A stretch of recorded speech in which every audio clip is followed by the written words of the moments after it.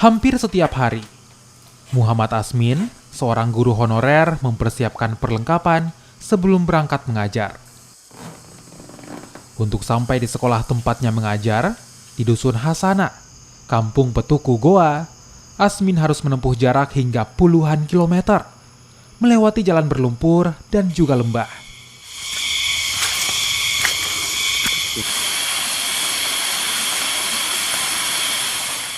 Tiba di sekolah, Asmin bergegas mengganti baju sebelum masuk ke dalam kelas untuk mengajar.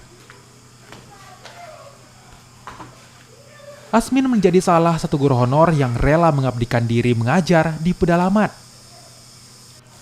SD Negeri Petuku tempatnya mengajar merupakan satu-satunya sekolah di daerah itu.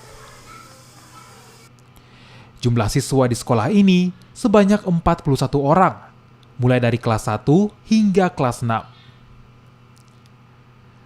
Sejak tahun 2017, guru honor yang bergelar S1 ini menerima gaji sebesar 700.000 hingga 1 juta rupiah yang diterima per 3 bulannya. Ya, saya rela menjadi guru honorer di pedalaman ini karena guru adalah yang mulia. Dan di sini memang tenaga pengajar jauh dari kota.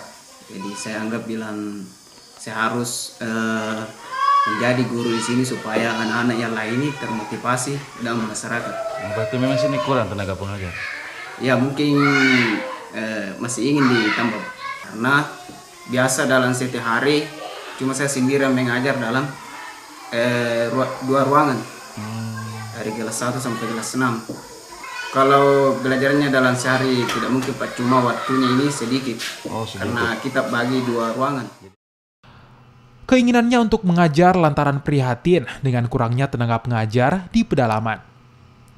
Belum lagi akses jalan yang sulit, hingga terkadang siswa tidak menjalani proses belajar.